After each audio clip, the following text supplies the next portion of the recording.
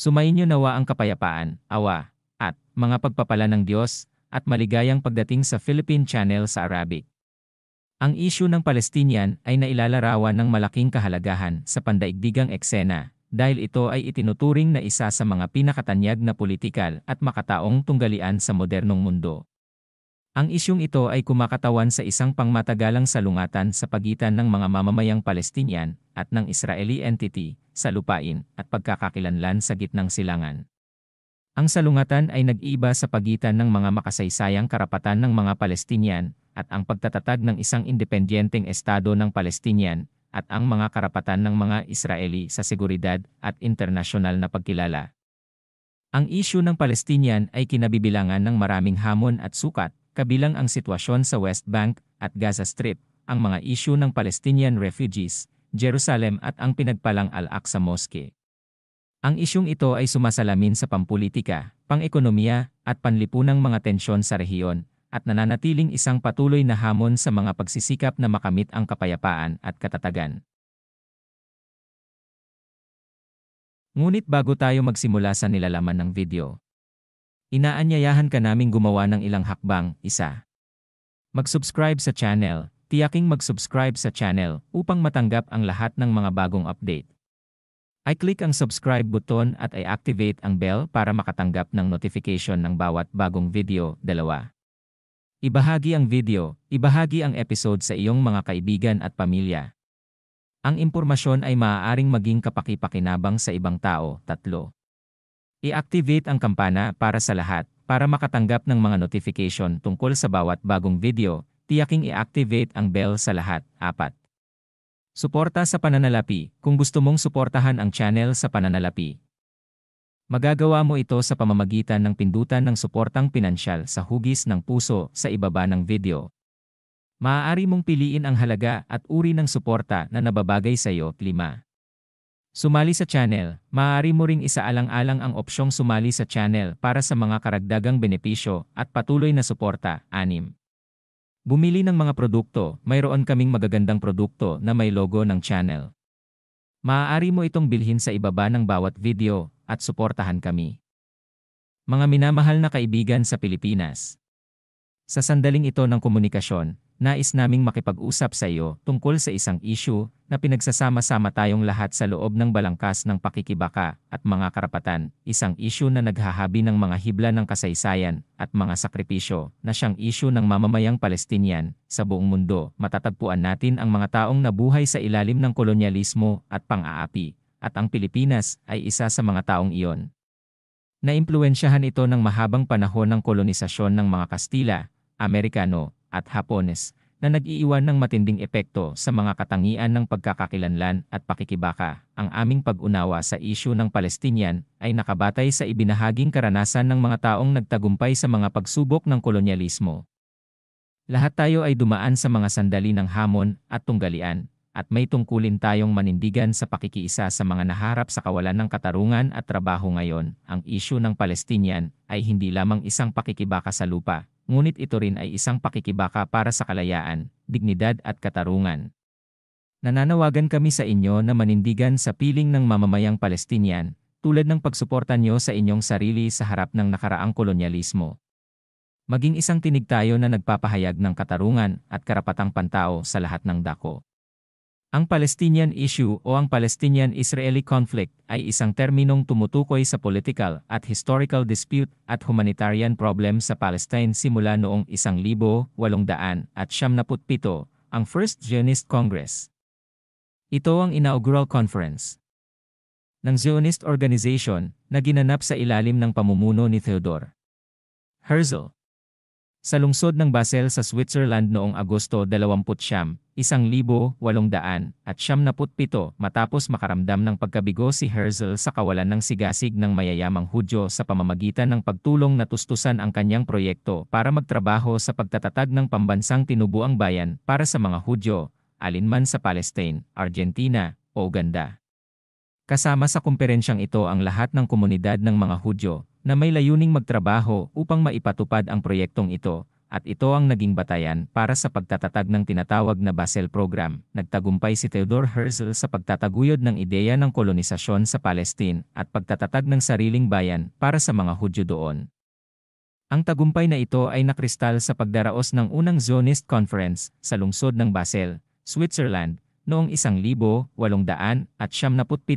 at isa sa pinakamahalagang resulta nito ay ang pagtatatag ng World Zionist Organization upang ipatupad ang Zionist Program na nagsasaad na ang layunin ng Zionist ay upang magtatag ng isang pambansang tinubuang bayan para sa mga Hudyo sa Palestine na ginagarantiyahan ng pampublikong batas mga desisyon sa kumperensya. Iyan ang layunin ng Zionism, ito ay upang magtatag ng isang pambansang tinubuang bayan para sa mga Hudyo sa Palestine sa pamamagitan ng mga sumusunod na paraan: paghihikayat ng Jewish immigration sa Palestine, pag-organisa ng mga Hudyo at pag-uugnay sa kanila sa kilusang Zionista.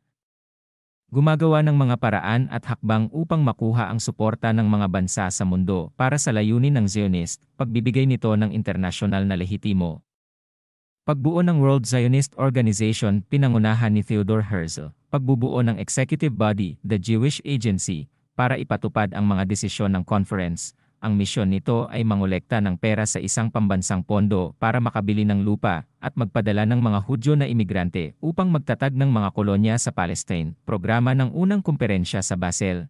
Ang World Zionist Organization pagkatapos ay nagtrabaho ng may determinasyon mula nang ilabas ang desisyon na itatag ito.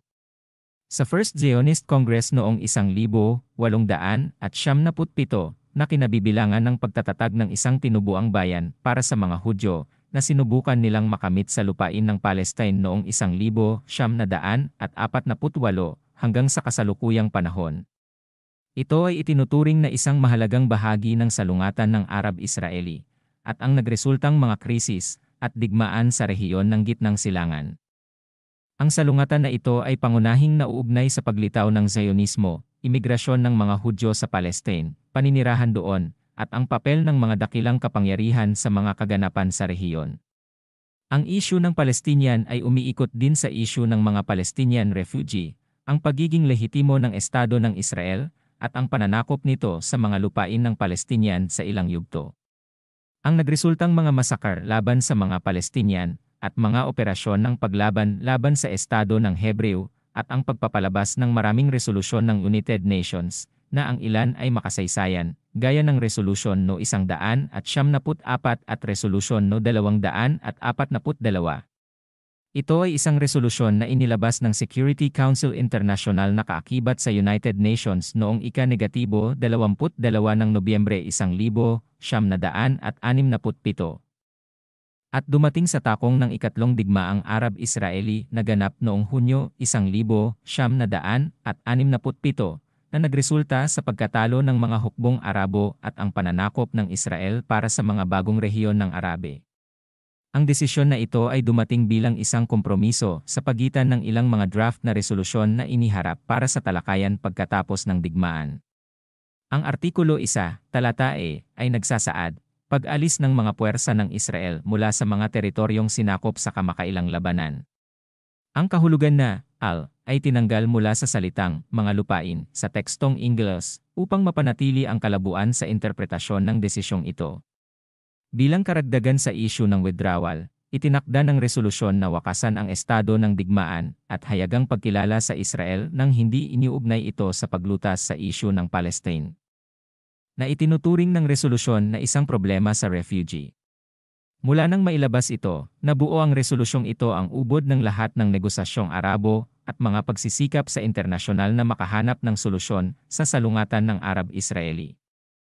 Ang salungatan na ito ay itinuturing ng maraming analyst at politiko bilang ang sentral na issue sa Arab-Israeli conflict at ang sanhi ng krisis at tensyon sa rehiyong ito.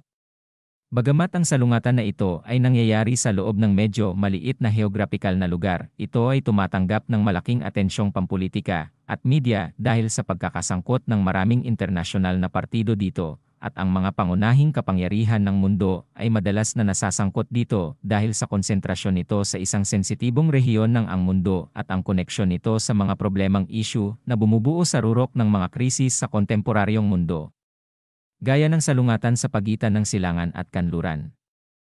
Ang relasyon sa pagitan ng mga relihiyong Hudyo, Kristiyano, at Islam, relasyon ng Arab sa kanluran, at kahalagahan ng langis ng Arabe sa mga bansang kanluranin, ang kahalagahan at pagiging sensitibo ng isyu ng mga Hudyo sa sibilisasyong kanluranin, lalo na pagkatapos ng ikalawang digmaang pandaigdig at ang Holocaust ng mga Hudyo, mga isyu ng antisemitism, at ang mga puwersang panggigipit ng mga lobby ng Hudyo sa kanlurang mundo. Sa antas ng Arabo, maraming mga Arabo na palaisip, teorista, at maging mga politiko ang nagtuturing na ang isyu ng Palestinian-Israeli conflict ay ang sentral na isyu at krisis sa rehiyon. Madalas itong iniuugnay ng ilang mga palaisip sa mga isyu ng Arab Renaissance. Ang mga isyu ng totalitarian regimes at ang kahinaan ng demokrasya sa Arab world. Ang panahon bago ang British Mandate, naniniwala ang ilan na ang mga ambisyon ng mga Western Hudyo sa modernong panahon sa mga teritoryo ng Palestinian ay nagsimula noong 1530 nang ang Portuges na Hudyo na si Joseph Nasi, na itinuturing na pinakamayamang tao sa mundo noong panahong iyon, ay sinubukang magtayo ng isang kolonya para sa mga Western Hudyo sa nakanilang tatakasan sa pag-uusig na pinailalim sa kanila sa kanluran. Ang paglitaw ng kilusang Zionist at paglaban noong 1880s ang mga Western Hudyo ay nagsimulang magpatibay ng mga bagong teorya ng kolonisasyon ng mga teritoryo ng Palestinian batay sa ideya ng pagpapalit ng mga pagtatangka sa sibil o mapayapang kontrol ng armadong kontrol. Ang isa sa pinakamalaking tumanggap ng teoryang ito ay ang pandaigdigang kilusang Zionist na nagsabi, sa araw na magtayo tayo ng isang batalyong Hudyo ay ang araw na itatatag ang ating estado. Noong kalagitnaan ng dekada 1880, nabuo ng kilusang Zionist sa Europa ang grupong Lovers of Zion. Ang unang Zionist Congress ay nasa Basel noong 1897. Ang kilusang ito ay humiling ng pagtatatag ng isang espesyal na estado para sa mga Hudyo, at maraming Zionista ang naniniwala na ang lokasyon ng estadong ito ay dapat na nasa lugar ng Jewish Historical State, ang rehiyon na kilala bilang Palestine. Ang Palestine noon ay bahagi ng Imperyong Ottoman at may lokal na pamumuno, wilaya, at ang rehiyon ay pangunahing pinaninirahan ng mga Arab-Palestinian. Ang mga Hudyo ay nanatiling mas mababa sa 8% hanggang 1,920. Ang proyektong Zionist na ito ay sinalubong ng popular na galit sa buong Palestine, at isang tiyak na pagtanggi mula sa lahat ng mga politikal na figura noong panahong iyon, kabilang ang Mufti ng Jerusalem, Amin al-Hosseini, Izz al-Din al-Qassam, at kalaunan ay Abd al-Qadir al-Hosseini, at iba pang pinunong pampolitika, relihiyon, at militar. Ito ang mga simula ng paglitaw ng popular na paglaban sa Palestine. Bagamat iba-iba ang posisyon ng mga Arabo at mga pinunong Arabo sa kanilang pakikitungo sa proyektong ito, ang ilan sa kanila ay sumuporta sa mga Palestinian sa paggamit ng kanilang kapalaran, ang ilan sa kanila ay nanatiling tahimik, at ang ilan sa kanila ay nag-abot ng kanilang kamay sa mga pinuno ng kilusang Zionista sa pagkakasunod-sunod. Upang makuha ang kasiyahan ng gobyerno ng Britanya, tulad ni Prince Faisal bin al-Hussein, na nakipagpulong kay Chaim Weizmann, pinuno ng Zionist Organization Global, at iba pa, para naman sa mga kanluraning bansa, tinanggap nila ang proyektong Zionist sa Palestine. Ang proyekto ay nakatanggap ng suportang pinansyal, militar at logistik mula sa mga pangunahing bansa tulad ng Britain, United States at France. Na nakita ang estado ng Hebreo na hinahangad ng mga Zionista na likhain sa Palestine bilang proteksyon para sa mga interes nito sa rehiyon. Ang Great Arab Revolt, ipinahayag ni Sharif Hussein bin Ali ang revolusyon laban sa mga Turko sa pangalan ng lahat ng mga Arabo. Ang mga prinsipyo ng Arab Revolution ay itinatag sa pamamagitan ng kasunduan sa pagitan ni Hussein at ng mga pinuno ng Arab Associations sa Levant at Iraq sa isang Arab National Charter na ang layunin ay ang kalayaan ng mga Arabo at ang pagtatatag ng isang malakas na nagkakaisang estadong Arabo, at ang Palestine ay kabilang sa mga rehiyong bumubuo sa hinaharap na estadong ito. Nangako ang gobyerno ng Britanya sa mga Arabo sa pamamagitan ng korespondensya ng Hossein Mahon, 1915, na kilalanin ang kalayaan ng mga Arabo kapalit ng kanilang pakikilahok sa digmaan sa panig ng mga Allies laban sa mga Turko. Ang pahayagan ng Al-Qibla ay naglathala ng isang opisyal na pahayag na nagtataas ng 4 na kulay na watawat ng Arabo simula sa Shaban Sham, 1335, na tumutugma sa Hunyo 10, 1917 na siyang araw ng unang anibersaryo ng rebolusyon. Gayunpaman, sinira ng Britain ang pangako nito sa mga Arabo, at ang kasunduang Sykes-Picot at pagkatapos ay ang deklarasyon ng Balfour ay pinagtibay upang itatag ang presensya ng Zionista sa Palestine at ihiwalay ang huli mula sa kapaligirang Arabo nito. Kasunduan sa Sykes-Picot, pamamahagi ng lupa, ayon sa Sykes-Picot Agreement, na may malaking bahagi ng Palestine, kayumanggi, na nasa ilalim ng internasyonal na administrasyon, noong 1916 na, isang lihim na pag-unawa ang natapos sa pagitan ng France at Britain, at pinagtibay ng Russia ang paghahati ng hilagang bahagi ng mga lupain ng Arab, Iraq at Levant, sa pagitan ng France at Britain, upang matukoy ang mga lugar ng impluwensya sa Arab Levant pagkatapos ng pagbagsak ng Ottoman Imperyo, na kumokontrol sa rehiyong ito, bilang resulta ng pagkatalo nito sa unang digmaang pandaigdig, na pagpasyahan na ang lugar na kinalaunan ay inukit sa katimugang Syria at kilala bilang Palestine ay sasailalim sa pandaigdigang pangangasiwa, maliban sa Negev Desert. Napagkakasunduan sa konsultasyon sa pagitan ng Britain, France, at Russia.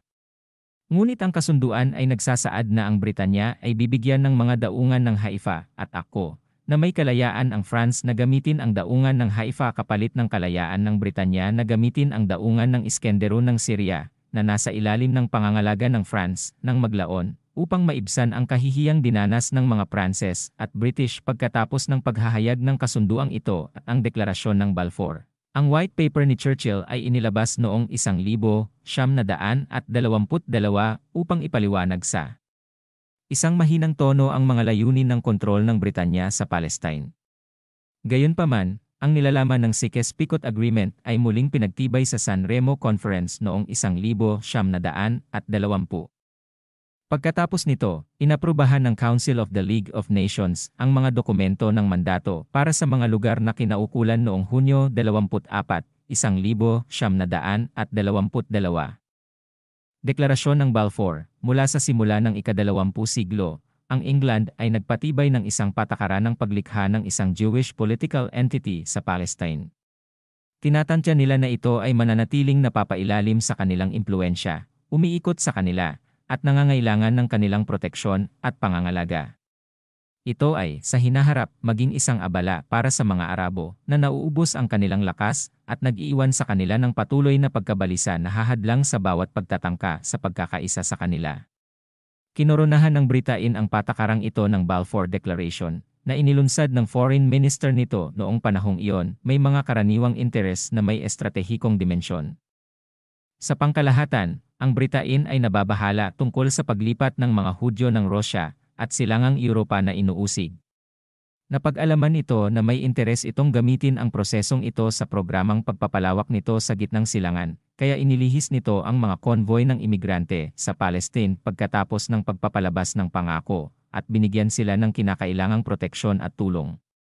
Ang ministro ng panlabas ng Britanya, si Arthur James Balfour, ay nagbigay lamang ng pangako sa pangalan ng Hari ng Britanya sa mga pinuno ng kilusang Zionist noong Nobyembre 2, 1917 na magtatag ng isang pambansang tinubuang bayan para sa mga Hudyo sa lupain ng Palestine. Ang deklarasyong ito ay tinutulan ng mga Arabo. Nanalinlang ng Britanya ng mangako ito sa kanila ng kalayaan kung ang mga Arabo ay naninindigan dito laban sa mga Ottoman. Kasunduan ng Faisal-Weizmann noong Enero 3, 1919. Ang kasunduan ng Faisal-Weizmann ay nilagdaan ni Prinsipe Faisal bin Sharif Hossein kasama si Chaim Weizmann, Pangulo ng World Zionist Organization, sa Paris Peace Conference noong 1919 na nagbibigay sa mga Hudyo ng mga pasilidad sa pagtatatag ng sariling bayan sa Palestine at kinikilala ang deklarasyon ng Balfour, British Mandate ng Palestine. Ang pagpasok ng mga puwersang British sa Jerusalem noong 1917, noong 1917, kinuha ng British Army ang kontrol sa Palestine at Transjordan sa tulong ng Arab Revolt na pinamumunuan ni Sharif Hossein, na naghahangad ng kalayaan at pagkakaisa ng mga Arab state batay sa Hossein's Mahon Correspondence. Ang Sykes-Picot Treaty ay ipinatupad at ang Jordan at Palestine ay napapailalim sa British Mandate. Sa parehong taon, si Arthur James Balfour, ang British Foreign Secretary, ay nagpadala ng liham kay Baron Leonid Walter de Rothschild, kung saan ipinangako niya ang suporta ng Britain para sa pagtatatag ng isang pambansang tinubuang bayan para sa mga Hudyo sa Palestine, na binanggit na hindi ito hahantong sa sinasaktan ang mga karapatang sibil at panrelihiyon ng mga di-Hudyo sa Palestine, na kilala noon. Pagkatapos ng deklarasyon ng Balfour Jewish immigration, ayon sa opisyal na istatistika, 367,845 katao, Hudyo at hindi Hudyo, ang nandayuhan sa Palestine mula noong katapusan ng ika-19 na siglo. Kung saan 33,304 ang legal na dumayo sa pagitan ng 1,920 at 1,945. Sa pagitan ng 50,000 at 60,000 Hudyo at isang maliit na bilang ng mga hindi Hudyo, din iligal na dumayo sa panahong ito. Ang imigrasyon ang sanhi ng karamihan sa pagdami ng populasyon ng mga Hudyo, habang ang paglaki ng populasyon na hindi Hudyo ay higit na natural. Walang maaasahang data tungkol sa imigrasyon sa Palestine mula sa mga bansang Arabo. Nagsimulang maingat na makitungo ang Britanya sa mga partidong Arabo at Hudyo, ngunit sa ilalim ng pagkukunwari ng antisemitism sa Europa, na lumago noong huling bahagi ng ika-19 na siglo at simula ng ika-20 siglo. Ang resulta ay ang imigrasyon ng mga Hudyo, karamihan mula sa Europa, sa ang Palestine, ay nagsimulang tumaas ng malaki, na lumikha ng maraming sama ng loob ng Arab na humantong sa paglalagay ng gobyerno ng Britanya ng mga paghihigpit sa imigrasyon ng mga Hudyo sa Palestine, dahil naglabas ito ng white paper upang ihinto at ayusin ang imigrasyon ng mga Hudyo sa Palestine. Ang mga kota na ito ay kontrobersyal, lalo na sa mga huling taon ng pamamahala ng Britanya. Lumaki ang damdamin sa maraming bansang Arabo upang labanan ang British at ilang organisasyong Hudyo na umatake sa populasyon ng Arab bilang tugon sa mga pag-atake sa mga grupong Hudyo. Mula sa pananaw ng militar, umasa ang mga Hudyo sa organisasyong Haganah, na isang semilihim na milisya na nakipagtulungan sa mga otoridad ng Britanya noong ikalawang digmaang pandaigdig, at pagkatapos ay nakipaglaban sa mga British at Arabo sa bisperas ng pagpawi ng mandato. Sa panahong iyon, mas maraming ekstremistang organisasyong Hudyo ang aktibo rin, tulad ng Irgun at Stern Group, Lehi, na nagsagawa ng mga operasyong terorista at naglunsad ng marahas na kampanya laban sa mga Arab at British na target. Ang dakilang Rebolusyong Palestinian, 1936, isa ito sa pinakamalaking tanyag na rebolusyong isinagawa ng mga mamamayang Palestinian laban sa mga kolonyalistang Ingles at mga Hudyo na nandayuhan sa Palestine noong panahon ng mandat ng Britanya sa Palestine, tulad ng revolusyon noong 1920, 1921 at Rebolusyong Burak noong 1929. Ito ay tumagal ng 3 tuloy-tuloy na taon, simula sa taong 1936 tandang bawas 1939, kasunod ng pagkamatay ni Sheikh Izz al-Din al-Qassam, sa kamay ng British Police sa Jenin. Pagkatapos ay nagdeklara siya ng isang pangkalahatang welga na kinabibilangan ng karamihan sa mga Palestinian Arab na lungsod, ang desisyon na hatiin ang Palestine, mapa ng Palestine Partition Plan. Ito ang pangalan na ibinigay sa isang resolusyon na inaprubahan ng United Nations General Assembly noong Nobyembre 20, 1947, na nagpasya na wakasan ang mandato ng Britanya sa Palestine at hatiin ang mga lupain nito sa 3 bagong entity, ibig sabihin ay ang pagtatatag ng isang Arab state at isang Jewish state sa lupa ng Palestine, at na ang mga lungsod ng Jerusalem at Bethlehem ay matatagpuan sa isang lugar lalo na sa ilalim ng internasyonal na pangangalaga. Ang resolusyong ito, na opisyal na tinatawag na General Assembly Resolution No. 181, ay isa sa mga unang pagtatangka na lutasin ang Arab-Jewish-Zionist conflict sa lupain ng Palestine, ang ideya ng paghahati sa Palestine sa dalawang Arab at Jewish na estado. Kasama ang pagtukoy sa isang internasyonal na sona sa paligid ng Jerusalem, ay lumabas sa ulat ng Peel Commission mula 1937 at sa ulat ng Woodhead Commission mula 1938. Ang dalawang ulat na ito ay inilabas ng dalawang komite na hinirang ng ang gobyerno ng Britanya upang talakayin ang isyu ng Palestine kasunod ng Great Palestinian Revolt na naganap sa pagitan ng mga taong 1,933 at 1,939. Pagkatapos ng ikalawang digmaang pandaigdig at ang pagtatatag ng United Nations sa halip na liga ng mga bansa, hiniling ng United Nations ang pagrepaso sa mga mandato na ipinagkaloob ng Liga ng mga bansa sa mga imperyong Europeo at itinuturing na ang katayuan ng mandato ng Britanya sa Palestine ay isa sa pinakamasalimuot at mahahalagang isyu, buhay pampulitika, bago ang 1948 ang kamalayan sa politika sa Palestine ay nagsimula ng maaga, at ang kamalayan na ito ay kapansin-pansin sa panahon ng Ottoman Empire. Ang Palestine ay nagkaroon ng papel sa Ottoman Empire dahil ang mga tao ng Palestine ay kinakatawan sa Council of Envoys na inihalal kasunod ng pagpapalabas ng konstitusyon. Dahil si Narawi al-Khalidi, Said al-Hosseini, at Hafez al-Said ay mga delegado mula sa ang Al-Quds Brigade, Sheikh Ahmed al-Kamash mula sa Nablus Brigade, at Asad al-Shukairi mula sa Akka Brigade, ang mga intelektual na Palestinian ay may mahalagang papel sa pagharap sa patakaran ng Turkification at imigrasyon ng mga Hudyo sa kanilang bansa. Nagtatag sila ng humigit kumulang 17 organisasyon at partidong pampulitika upang ipahayag ang kanilang mga opinyon at ipagtanggol ang kanilang mga pambansang karapatan, na marami sa mga ito ay nauugnay sa mga isyu ng rehiyon at Arab bansa. Kabilang sa pinakamahalaga sa mga partido at organisasyong ito ay ang Christian Islamic Associations, ang Arab Independence Party, ang Palestinian Free Party, ang Palestinian Communist Party, National Liberation League, ang Muslim Brotherhood, ang Palestinian Farmers Party, ang National Coalition Party, ang Arab Youth Congress, at ang Palestinian Arab Party. Ang nakba mula 1,947 hanggang 1,967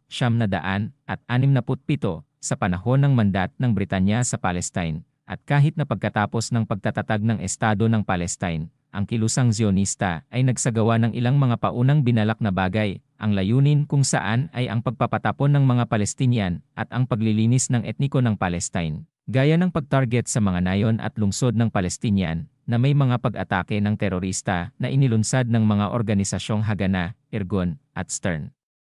Ang mga paunang binalak na pamamaraang ito ay tinalakay ng ilang makasaysayang mananalaysay, gaya nina Ilan Papp, Benny Morris, at Walid Khalidi. Ang mga operasyong ito ay humantong sa pag-agaw ng mga Hudyo ng humigit kumulang 78% ng lugar ng makasaysayang Palestine, at ang pagpatay at sapilitang paglilipat ng 750,000 hanggang 1,000,000 Palestinian sa mga kalapit na bansa at iba pang bahagi ng Palestine.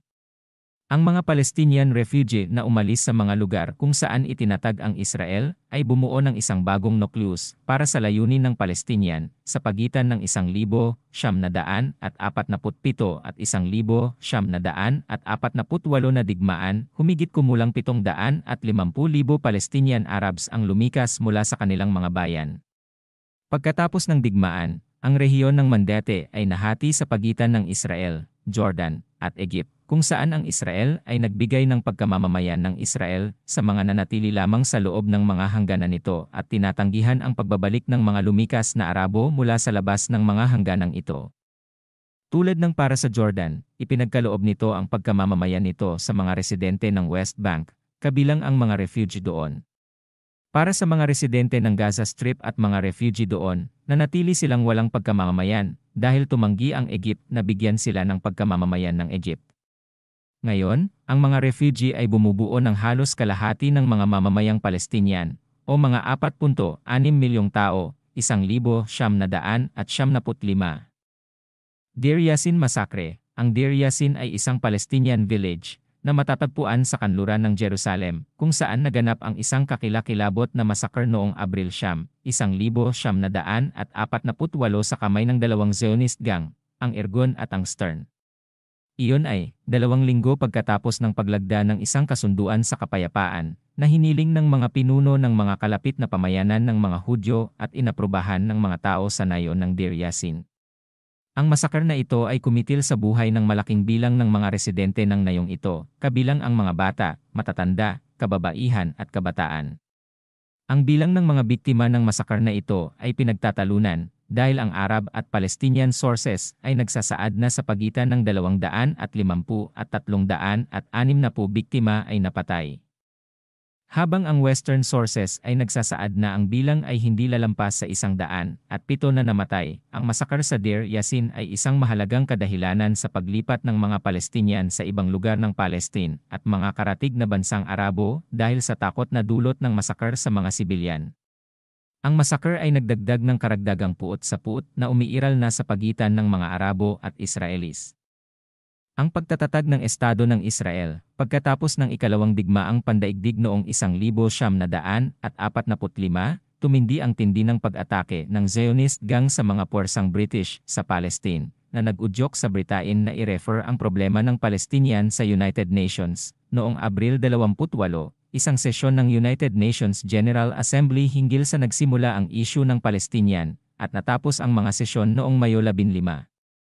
1947 sa desisyon na itatag, on scope, ang United Nations Special Committee for Palestine, na isang komite na binubuo ng 11 miyembro. Inilathala ng komiteng ito ang ulat nito noong Setyembre 8, kung saan karamihan sinuportahan ng mga miyembro nito ang solusyon sa partisyon, habang ang mga natitirang miyembro ay nagrekomenda ng federal na solusyon.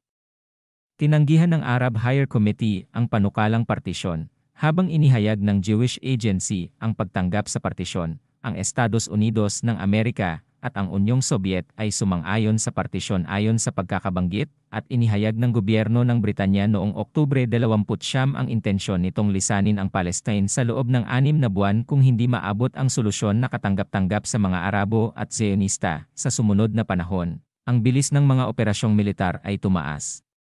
Sa lahat ng panig, ang mga Zionista ay may pinag-isipang mabuti na mga plano na kanilang ipinatupad at kinokontrol ang bawat lugar kung saan ang mga puwersang British ay umatras, habang ang mga Arabo ay nasa isang estado ng krisis militar dahil sa ang pagkaantala sa paggawa ng mga epektibong hakbang upang makabuo ng isang regular na puwersang Arabo upang ipagtanggol sila.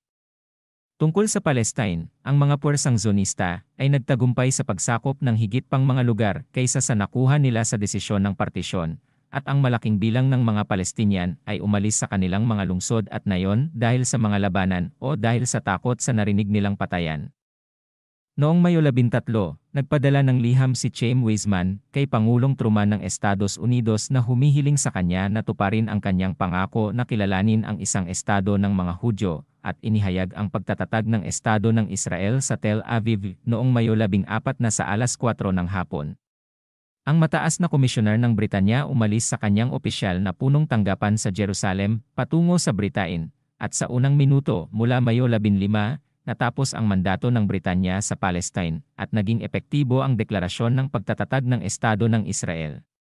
Kinilala ng Estados Unidos ng Amerika ang Estado ng Israel 10 ilang minuto ang lumipas, ngunit nagpatuloy ang labanan. Ngunit ito ay naging digmaan sa pagitan ng Estado ng Israel at ng mga karatig na bansang Arabo.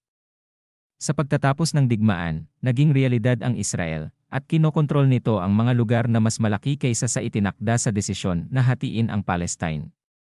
Sinakop nito mula sa Palestine, ayon sa dibisyon ng British Mandate, ang buong baybaying kapatagan maliban sa ng Gaza Strip, na kontrolado ng mga Egyptian. Sinakop din ito ang buong Negev, Galilee, at Hilagang Palestine, at naging ang mga lugar ng East Jerusalem at West Bank ay bahagi ng Hashemite Kingdom ng Jordan. Nagsimula ang kasaysayan ng mas malawak na harap ng salungatan sa mga bansang Arabo, digmaan, noong 1948. Ang unang digmaan ay para sa mga Arabo pagkatapos ng kapanganakan ng modernong estado ng Arab, ang digmaan noong 1948, na itinuturing ng mga Arabo na isang sakuna, kaya tinawag nila itong digmaang Nakba, at tinawag din nila itong digmaang Palestine, habang ang mga Israeli tinawag itong digmaan ng kalayaan. Sa Western media, ito ay tinatawag na ang unang digmaang Arab-Israeli.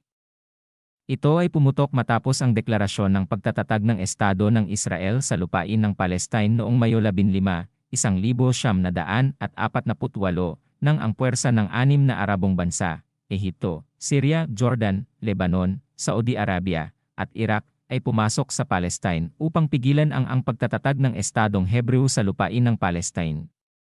Nagpatuloy ang mga operasyong militar hanggang Enero 1949 matapos nitong kontrolin ang Israel na halos may mga bahaging ibinigay dito ng Partition Resolution 174 at higit pa sa petsang iyon, isinilang ang issue ng refugee sa pag-alis ng mahigit 400,000 Palestinians mula sa kanilang mga tahanan patungo sa West Bank na kalaunan ay isinama sa Jordan at sa Gaza Strip na sinanib din ng Egypt bilang karagdagan sa mga kalapit at diaspora na bansa.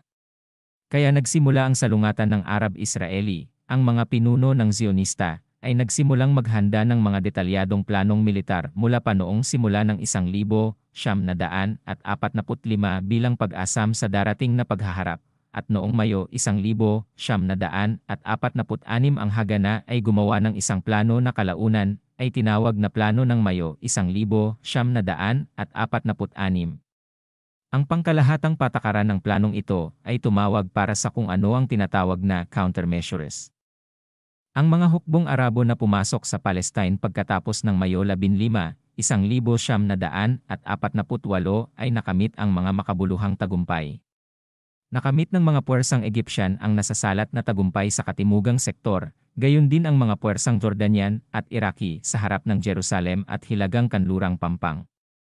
Ang mga operasyong ito ay nagdulot ng kahihiyan sa mga puwersang Zionista, na ang mga epekto nito ay mabilis na naalis sa pamamagitan ng desisyon ng Security Council noong Mayo 22, 1948 na huminto sa putukan sa loob ng 36 na oras. Tinanggihan ng mga bansang Arabo ang desisyong iyon noong panahong iyon, kaya nagsikap ang Estados Unidos at Britain.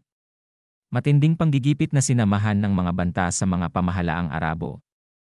Ang delegasyon ng Britanya sa Security Council ay nagsumite ng bagong kahilingan na itigil ang labanan sa loob ng 4 na linggo at kontrolin ang daloy ng mga boluntaryo at armas sa Palestine sa panahong iyon.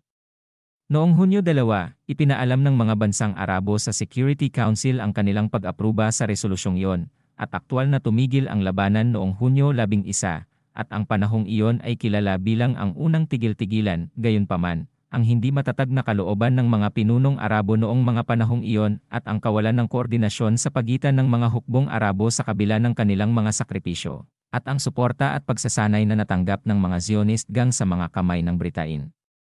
Mula noong ikalawang digmaang pandaigdig, bilang karagdagan sa kataasan ng mga Israelis sa bilang, lahat ng ito ay humantong sa pagkatalo ng mga hukbong Arabo at pagbagsak ng higit sa 78% sa lupain ng Palestine ay nasa kamay ng Estadong Hebreo. Iyon ay higit sa lugar na inilaan sa ito sa pagkahati noong 1947 nang ang 55% ng lupain ng Palestine ay ibinigay sa mga Hudyo. All Palestinian Government, ito ay isang pamahalaan na nabuo sa Gaza noong Setyembre 23, 1948 noong 1948 na digmaan na pinamumunuan ni Ahmed Hilmi Abdelbaki. Si Jamal al-Hosseini ay gumawa ng isang Arab tour upang ipakita ang deklarasyon ng gobyerno sa lahat ng Arab at Islamic na bansa at ang League of Arab States. Ang pamahalaang ito ay tumanggap ng suporta mula sa ilang mga Arabong pamahalaan at pagsalungat mula sa ibang mga pamahalaan dahil ang Jordan, Egypt, at Iraq ay lahat ay sumalungat sa ideya ng pagtatatag nito. Ang ideya ng pagbuo ng isang all-Palestinian na gobyerno ay lumitaw nang ipahayag ng Britain ang intensyon nitong talikuran ang mandato nito sa Palestine at i-refer ang issue nito sa United Nations. Ang pamunuan ng Palestinian, na kinakatawan noon ng Arab Higher Committee para sa Palestine na pinamumunuan ni Haj Amin al-Hosseini, ay napagtanto ang kahalagahan ng paghahanda para sa kaganapang ito at pag-asam nito sa pamamagitan ng paglikha ng isang konstitusyonal na balangkas na pupunuin ang walang bisa na magreresulta mula sa pagtatapos ng British Mandate. At ang balangkas na ito ay ang pagtatatag ng isang Palestinian Arab Government. Ang suporta ng Arab League para sa gobyerno ay nagsimulang bumagsak habang ang Arab League ay nagpigil sa pag-imbita sa gobyerno na dumalo sa mga pulong ng League Council. Pinigilan din ng gobyerno ng Egypt na payagan ang pamahalaang ito na isagawa ang mga aktibidad nito sa Gaza Strip. Armistice 1949 pagkatapos ng digmaan noong 1948 nilagdaan ang Rhodes Accords na nagpataw ng tigil-tigilan sa pagitan ng Israel at Egypt, Syria, Jordan at Lebanon. Ang bawat bansa ay lumagda sa kasunduan ng hiwalay maliban sa Iraq at ayon sa mga kasunduang ito, ang Green Line ay iginuhit na opisyal na itinalaga bilang linya ng tigil putukan, ngunit ito ay talagang naging hangganan sa pagitan ng modernong estado ng Israel at ng mga karatig na bansang Arabo. Ang ilang mga Palestinian Arab na bayan at lungsod at halo-halong lungsod na pinaninirahan ng mga Hudyo at Arabo ay nanatili sa loob ng Green Line, iyon ay sa Israel. Ang kanlurang bahagi ng Jerusalem ay nanatili rin sa loob ng Green Line. Habang ang Green Line ay dumaan sa gitna ng lungsod, ang pagguhit ng Green Line sa lupa ay humantong sa paghahati ng Palestine sa tatlong bahagi, Israel, na siyang pinakamalaking bahagi na bumubuo ng 78% ng lugar ng Palestine, ang West Bank, na kalaunan ay pinagsama sa Jordan, at ang Gaza Strip, na pinagsama ng Egypt, kung saan ang huling dalawa ay bumubuo ng 22% ng lugar. Porsyento ng lugar ng makasaysayang Palestine, na kalaunan ay sinakop ng Israel noong 1967. West Bank at Gaza Strip, ang dalawang terminong ito ay nagsimulang lumitaw pagkatapos ng digmaan noong 1948 nang ang estado ng Israel ay itinatag sa mga lupaing ipinangako sa estado ng mga Hudyo sa plano ng partisyon ng Palestine at sa mga karagdagang lupain na inagaw ng hukbo ng Israel o natanggap ng Israel alinsunod sa mga kasunduan sa Rhodes. Tungkol naman sa natitirang bahagi ng mga lupain, sila ay nahahati sa dalawang hindi tuloy-tuloy na bahagi, na ang mas malaki ay kasama sa Jordan, ang kanlurang pampang Garbia, batay sa kasunduan na natapos sa Jericho Conference noong 1949, kung saan ang mga pinuno ng Palestinian mula sa ang West Bank ay nakipagpulong at humiling ng pagkakaisa sa Jordan. Ito ay nangyari at ang mga halalan sa parlamentaryo ay ginanap, habang ang Ehipto ay nagpataw ng pamamahala ng militar sa mas maliit sa dalawa, iyon ay sa Gaza Strip. Noong 1956, sinakop ng hukbo ng Israel ang Gaza Strip sa loob ng 5 buwan bilang bahagi ng mga operasyong militar na may kaugnayan sa krisis ng Suez, pagkatapos ay ibinalik ito sa pamamahala ng militar ng Egypt.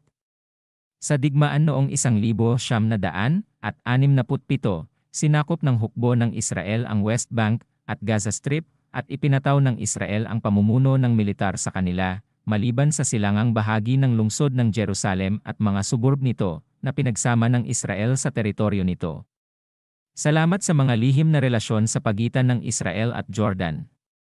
Nagpatuloy ang relasyon sa pagitan ng Jordan at ng West Bank hanggang sa inihayag ng Jordanian King na si Hossein bin Talal ang desisyon sa paghiwalay noong 1988 sa pamamagitan ng pagbibitiw sa West Bank at pagputol ng relasyon ng Jordan dito. Noong 1982, natapos ng Israel ang pag-alis nito mula sa Sinai Peninsula sa ilalim ng Egyptian-Israeli Peace Treaty, ngunit ang Gaza Strip ay nanatili sa ilalim ng Israeli military rule. Ngayon, mula noong itatag ito noong 1974, ang otoridad ng Palestinian ay nakikipag-usap sa pagtatatag ng isang independenteng estado ng Palestinian sa kanlurang Pampang at Gaza Strip na magkakasamang bumubuo ng 22% ng lugar ng makasaysayang Palestine. Ang malalaking lungsod ng Palestinian tulad ng silangang Jerusalem, Gaza, Ramallah, Nablus, Hebron, at Jenin ay matatagpuan sa dalawang rehiyong ito. Kinukuha ng otoridad ang mga lungsod ng Ramallah at Gaza bilang pansamantalang punong tanggapan para sa mga institusyon nito, hanggang sa magkaroon ng solusyon ang mga negosasyon. Sa kasalukuyan, ang mga rehiyon ng West Bank at Gaza Strip ay napapailalim sa magkahalong paraan ng pamamahala. At habang ang ilang bahagi ng mga ito ay nagtatamasa ng sariling pamumuno, ang ibang bahagi ng mga ito ay napapailalim pa rin sa pananakop ng Israel. Ang katayuang pampulitika ng Gaza Strip ay partikular na komplikado dahil ang hukbo ng Israeli ay umatras mula dito noong 2005 nang walang kasunduan sa pagitan ng Israel at ng Palestinian Authority sa likas na katangian ng otoridad doon, at dahil din sa pagkuha dito ng kilusang Hamas sa kabila ng pagsalungat ng Palestinian Authority. Sa iyon, Sa buong mundo, mayroong isang implicit consensus na ang mga ito ay mga lupain na magiging bahagi ng Palestinian state sa hinaharap, at ang Israel ay isang mananakop sa kanila. Walang internasyonal na pagkilala sa pagsasanib ng silangang bahagi ng Jerusalem sa Israel, ngunit karamihan sa mga bansa sa mundo, maliban sa mga bansang Arabo, ay isinasaalang-alang ang Jerusalem na isang lugar na may espesyal na kahalagahan na sasailalim sa isang espesyal na pag-areglo. Sa batayan ng internasyonal na posisyon tungo sa dalawang rehiyong ito ay ang resolusyon ng UN na inilabas noong Nobyembre 1967 at may bilang na resolusyon 242 na nagsasaad, pagpapatibay sa mga prinsipyo ng isang makatarungan at pangmatagalang kapayapaan sa gitnang silangan. Ang resolusyon, samantalang ang Security Council, pagpapahayag ng patuloy na pag-aalala nito tungkol sa mapanganib na sitwasyon sa gitnang silangan, at idiniin na walang pagtanggap sa pag-agaw ng teritoryo sa pamamagitan ng digmaan. At ang pangangailangang magtrabaho para sa isang pangmatagalang at makatarungang kapayapaan kung saan ang bawat estado sa rehiyon ay mabubuhay ng may seguridad, at pati na rin ang pagpapatibay na ang lahat ng mga estadong miyembro sa pamamagitan ng pagtanggap sa Charter ng United Nations ay nangako sa kanilang sarili na magtrabaho alinsunod sa Artikulo 2 ng Charter.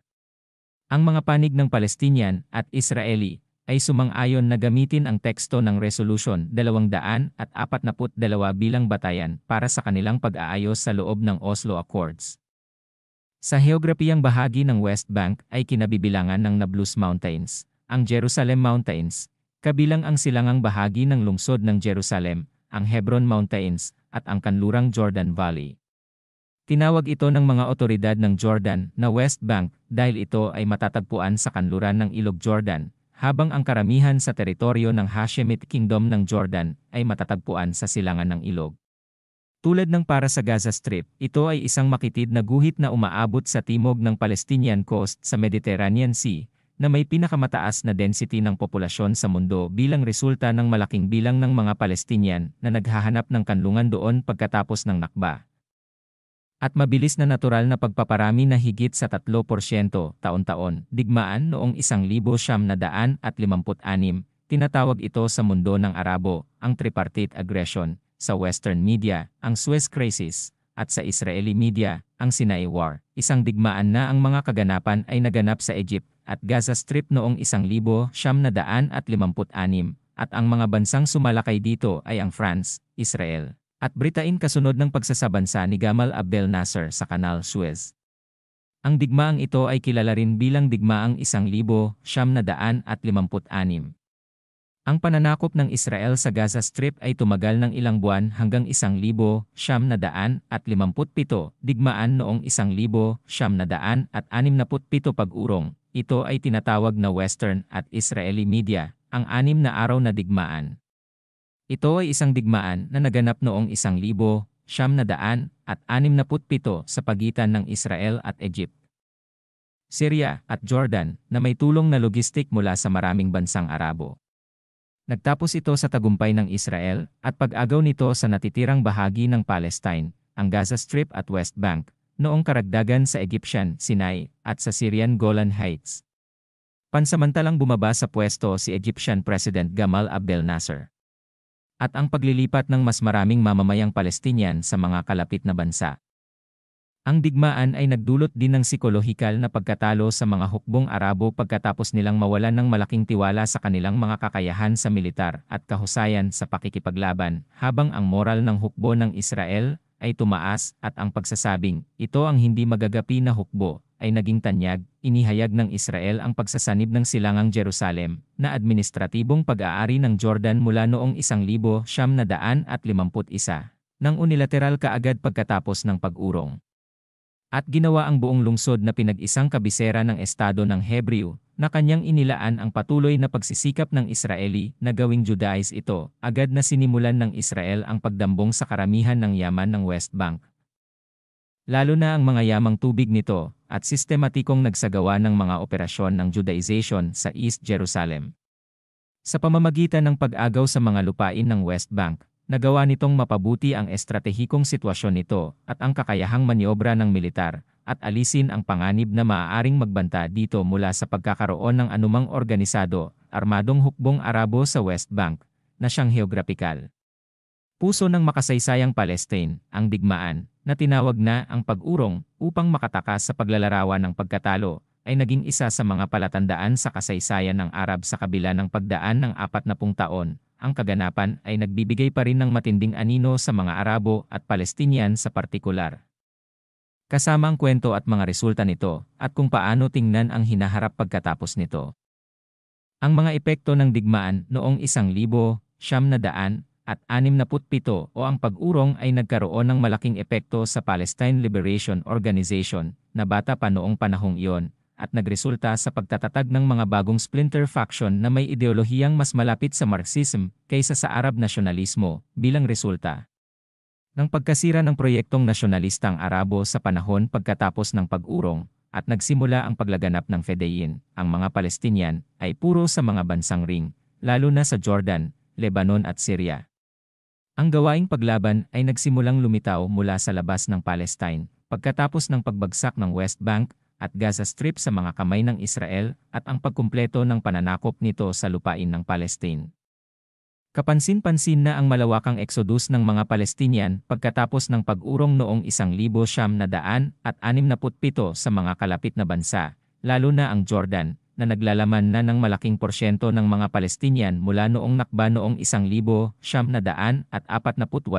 at dahil sa heograpikal na kalapitan nito sa Palestine, dahil ito ay may pinakamahabang lupain. Mga hangganan kasama nito, na humantong sa isang pangunahing konsentrasyon ng PLO sa Jordan, na nagpatuloy ito hanggang 1971.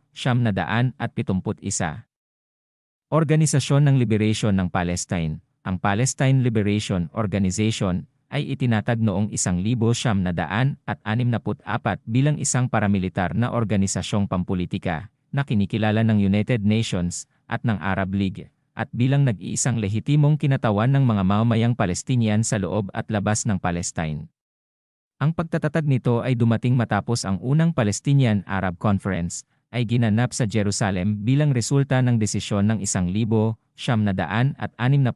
Arab Summit Conference, Cairo, na kumatawan sa mga Palestinian sa mga internasyonal na forum, at kabilang dito ang karamihan sa mga paksyon at partido ng Palestinian sa ilalim ng bandila nito. Kabilang sa mga ito ang kilusang Fatah, Frente Popular, Frente ng Demokratiko, Partido ng Bayan, Komunista, at iba pa. Ang tagapangulo ng komiteng tagapagpaganap nito ay itinuturing na Pangulo ng Palestine at ang mga mamamayang Palestinian sa mga teritoryong kontrolado ng Palestinian Authority sa West Bank at Gaza Strip bilang karagdagan sa mga Palestinian ng diaspora. Dapat pansinin na ang kilusang Hamas at ang kilusang Islamic Jihad ay hindi mga paksyon ng Palestine Liberation Organization at ang Popular Front for the Liberation of Palestine, General Command ay nag-withdraw ng pagiging kasapi nito. Ang pangunahing layunin ng pagtatatag ng organisasyon nang ito ay itinatag ni Ahmed al-Shugairi ay ang palayain ang Palestine sa pamamagitan ng armadong pakikibaka. Gayunpaman, sa panahon ng pagkapangulo ni Yasser Arafat, pinagtibay nito ang ideya ng pagtatatag ng isang sekular na demokratikong estado sa loob ng mga hangganan ng Mandatory Palestine, dahil ito ay noong 1974 sa pansamantalang programa ng Palestinian National Council na tinutulan ng ilang paksyon ng Palestinian. Noong panahong iyon, dahil nabuo nito ang tinatawag na Rejection Front. Noong 1988, opisyal na pinagtibay ng PLO ang opsyon ng dalawang estado sa makasaysayang Palestine, naninirahan sa tabi ng Israel sa isang komprehensibong kapayapaan, na ginagarantiyahan ang pagbabalik ng mga refugee at ang kalayaan ng mga Palestinian sa mga teritoryong sinakop noong 1967 at itinalaga ang silangang Jerusalem bilang kanilang kabisera noong 1973. Opisyal na kinilala ng tagapangulo ng komiteng tagapagpaganap ng PLO noong panahong iyon, si Yasser Arafat, ang Israel, sa isang opisyal na liham sa punong ministro ng Israel noon na si Yitzhak Rabin. Bilang kapalit, kinilala ng Israel ang PLO bilang ang tanging lehitimong kinatawan ng mga taong Palestinian.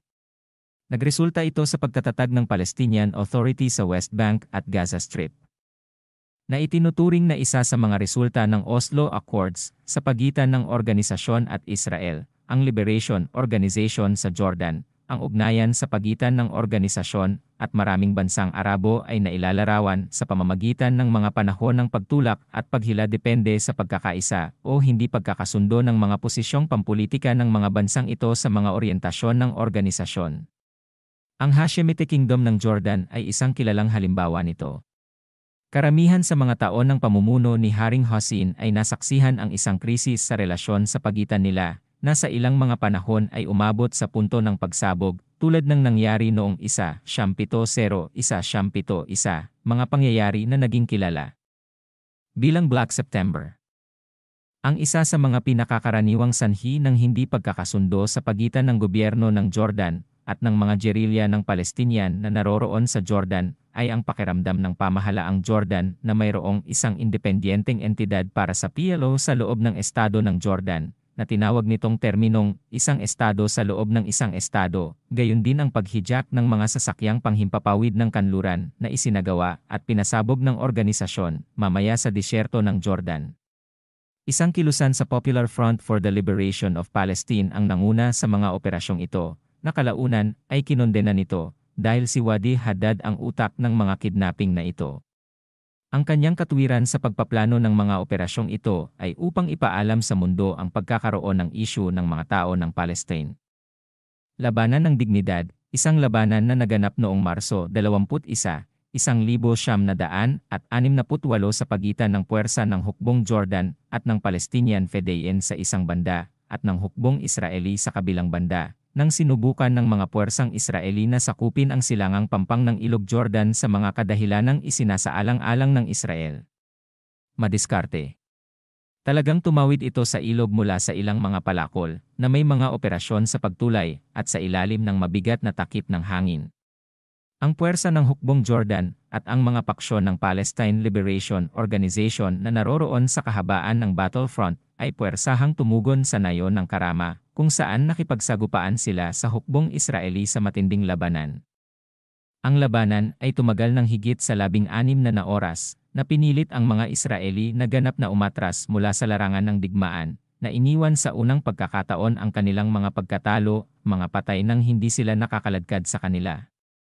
Sa labanang ito, ang mga puwersa ng Jordan at ang PLO ay nagawang makamit ang tagumpay at pinigilan ang Israel sa pagkamit ng mga layunin nito. Mga kaganapan sa Black September. Ang Black September ay ang pangalang ibinigay noong Setyembre 1970, na kilala rin bilang panahon ng mga kapuspalad na pangyayari.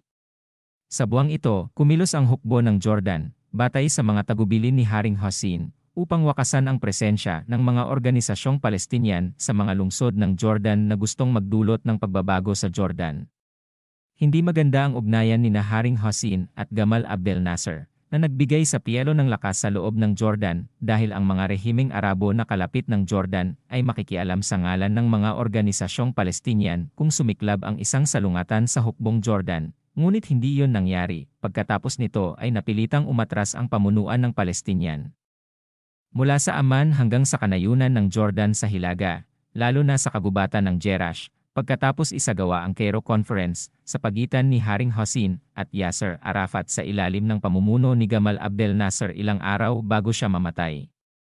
Gayunpaman, ang sagupaan sa pagitan ng PLO at ng gobyerno ng Jordan ay na-renew noong Hulyo 1971 na humantong sa pag-alis ng mga revolusyonaryong puwersa ng Palestinian mula sa Jordan ng permanente, kasama ang lahat ng Fedayeen at ang kanilang mga sandata sa Lebanon, Liberation Organization sa Lebanon, sa sandaling ang Palestine Liberation Organization ay nanirahan sa Lebanon. Sumiklab ang digmaang sibil noong 1975 na kinasasangkutan ng mga paksyon ng paglaban ng Palestinian, Lebanese, Palestinians, at Syrians mismo. Ngunit hindi ito nangangahulugan na ang Palestinian Resistance Operations ay hindi huminahon laban sa Israel sa Lebanese Front. Noong 1978, ang Israeli Army ay sumalakay sa Southern Lebanon para sa layuning habulin ang mga Palestinian fighters bilang isang paghihiganti sa isang Palestinian attack sa isang Israeli passenger bus sa Tel Aviv, na humantong sa pagkamatay ng 35 Israelis. Ngunit natapos ang krisis sa interbensyon ng Security Council at ang pag-alis ng Israel. Digmaang sibil ng Lebanon, ito ay isang digmaang sibil na sumiklab sa pagitan ng iba't ibang partido ng Lebanese pagkatapos ng pag-alis ng mga gerilya ng Palestinian sa Lebanon mula sa Jordan noong 1971. Ang Partidong Palestinian ay may mahalagang papel dito bilang resulta ng pagtanggi ng Maronet sa presensya ng Palestinian sa Lebanon. Ang mga pundasyon nito ay inilatag ng kasunduan sa Cairo noong 1969. Samantala, idinawit ng mga Palestinian ang kanilang alyansa sa mga kaliwang Lebanese. Sa digmaang sibil ng Lebanese, na itinuturing ng ilan na isang digmaan sa pagitan ng mga Lebanes at mga Palestinian, ang kanang wing Lebanese Phalange Party Militias ay sumalakay sa mga Palestinian sakay ng bus sa silangan ng Beirut noong Abril 13. 1975, ito ang kislap ng labanan na nagsimula sa buong bansa, habang ang Lebanese National Movement ay nakipag-alyansa sa Palestine Liberation Organization at kinuha ang kontrol sa humigit kumulang 70% ng Lebanon noong Abril 1976. Noong Hunyo ng parehong taon, ang mga puwersang Syrian ay pumasok sa Lebanon at mabilis na naging pinakamalakas sa bansa, na kinokontrol ang maraming mahahalagang lugar na estratehiko. Ngunit noong Marso 14 na 1978, sinalakay ng mga puwersang Israeli ang katimugang Lebanon na may layunin ng paglikha ng buffer zone na 10 kilometro ang lalim sa teritoryo ng Lebanese. Natagpuan ng Israel na ang pagsakop sa teritoryo ay madali at sa lalong madaling panahon na kontrol ang 10% ng timog ng bansa. Ang Lebanese Civil War ay halos natapos noong 1980 pagkatapos ng Taif Treaty. Gayunpaman, iniwan ng PLO ang labanan mula noong umalis ito mula sa Lebanon noong 1982 patungo sa Tunisia at iba pang mga bansang Arabo kasunod ng pagsalakay ng Israel sa Lebanon, maliban sa digmaan sa kampo na sumiklab sa pagitan ng 1985 at 1988 kung saan ang mga labi ng mga mandirigma ng PLO sa mga kampo ng Lebanese ay gumanap ng isang papel ng Palestinian ng personal na garantiya na magiging ligtas ang kanilang mga pamilya kung aalis sila patungong Tunisia, at napilitan ang Israel na sumang-ayon sa pag-alis ng mga mandirigma sa ilalim ng internasyonal na proteksyon na binubuo ng 800 Amerikanong Marino, 800 sundalong Pranses, at 400 sundalong Italyano. Umalis sa Beirut ang 14,614 na Palestinian fighters patungo sa Syria at ilang bansang Arabo sa ilalim ng pambobomba ng Israel, sa kabila ng internasyonal na proteksyon, habang ang pamunuan ng Palestinian ay umalis patungong Tunisia Liberation Organization sa Tunisia noong Agosto 1982. Nasaksihan ng Tunisia ang isang mahalagang kaganapan nang tanggapin ito ang pinuno ng Palestine Liberation Organization, si Yasser Arafat, at lahat ng kanyang mga miyembro na nasa Beirut kasunod ng pagkubkob ng Israel dito, pagkatapos ng diplomatikong papel na ginampanan ng Tunisia. Ang mundo ng Arabo, pagkatapos lumipat ang punong tanggapan ng Arab League mula Cairo patungong Tunisia, kasunod ng Camp David Accords. At sa buong mundo, sa mga taong 1,985, 1,988 at 1,991,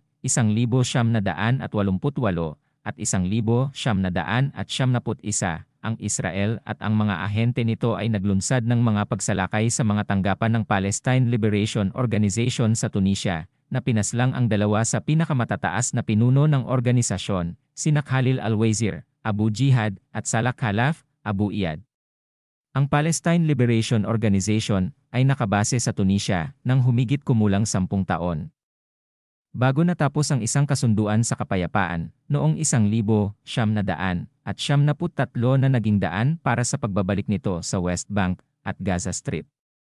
Ang kilusang Islamiko sa Palestine, ang Islamic Trend sa Palestinian factions, ay kinabibilangan ng dalawang pangunahing paksyon, ang Islamic Jihad Movement sa Palestine at ang Islamic Resistance Movement, Hamas. Ang paglitaw ng kilusang Islamic Jihad ay resulta ng isang intelektual na dialogo at pakikibaka sa politika na nasaksihan ng Palestinian Islamic Movement noong huling bahagi ng dekada 70 at pinamunuan ng isang grupo ng mga kabataang Palestinian habang sila ay nag-aaral sa Universidad sa Egypt na pinamunuan ng tagapagtatag ng Angkilusan, Fatih al-Shakaki. Bilang resulta ng estado, nararanasan ng kilusang Islamiko noong panahong iyon ang pagpapabaya sa isyu ng Palestinian bilang isang sentral na isyu para sa mundo ng Islam.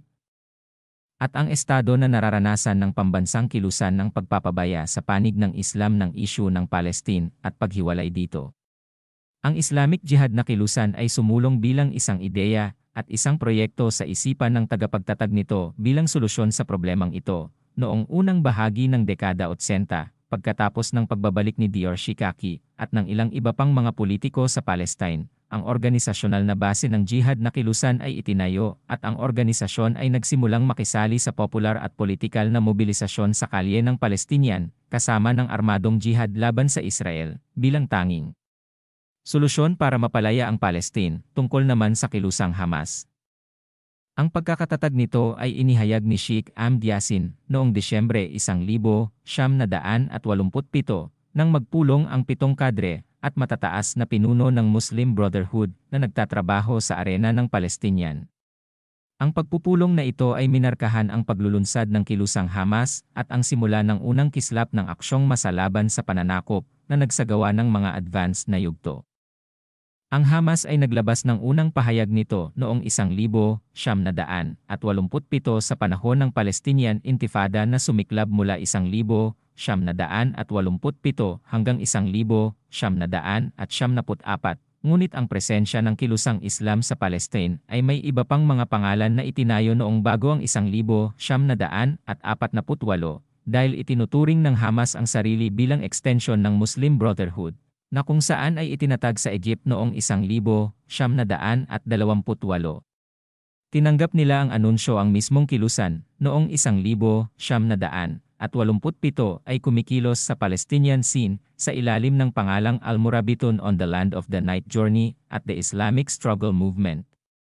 Pag-aalsa ng bato, ang Palestine Liberation Organization, kasama ang iba pang paksyon ng paglaban, ay nag-ambag sa pag-aalsa noong 1987 na nagbalik muli sa isyu ng Palestinian sa pandaigdigang agenda pagkatapos ng mga taon ng pagpapabaya sa politika. Ang isa sa pinakamahalagang resulta ng intifada na ito, bilang karagdagan sa mga material na pagkalugi na idinulot nito sa Israel, ay inalis nito ang takot sa puso ng mga kabataang Palestinian at ibinalik ang opsyon ng armadong paglaban sa unahan ng mga solusyon na iminungkahi upang malutas ang Palestinian problema. Ang mga senyales ng intifada na iyon ay marami at naipon, ngunit ang kislap ng simula ay noong Disyembre 8, 1987, nang ang isang sasakyang militar ng Israel ay sadyang nasagasaan ang isang grupo ng mga manggagawang Palestinian sa harap ng checkpoint ng Beit Hanaun, Erez. Bilang resulta sa insidenteng ito, 5 ang namatay at 7 ang nasugatan. Lahat sila ay mula sa Jabalia Refugee Camp, ang pinakapopulated na kampo sa Gaza. Nagkaroon ng revolusyon ng galit na mabilis na kumalat sa buong Gaza Strip, lalo na kinabukasan, pagkatapos ng libing ng mga bangkay ng mga martir. Ilang oras lang bago kumalat ang kislap sa mga lungsod at kampo ng West Bank, at ang mga galit na demonstrasyon ay lumitaw mula sa lahat ng dako.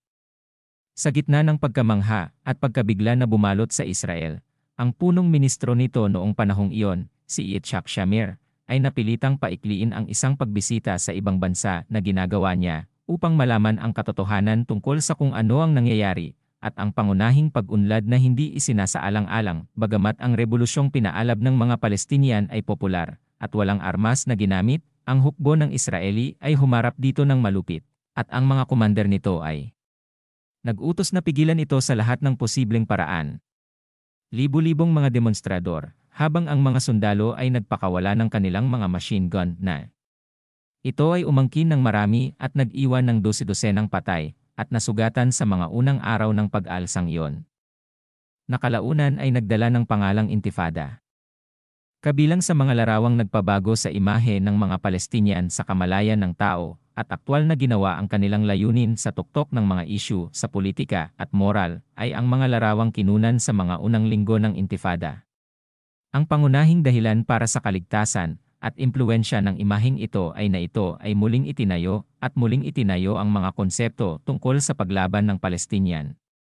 Hindi tulad ng 1950s, 1960s, at 1,970 kung saan ang paglaban ng Palestinian ay nauugnay sa mga kidnapping, pambobomba, at armadong operasyon. Ang First Intifada ay isang kilusang paglaban na pinamumunuan ng mga mag-aaral at kabataan na may mga bato nang walang panrehiyon o internasyonal na suporta o pag-udyok, at walang insentibo o motibo maliban sa kalayaan mula sa trabaho.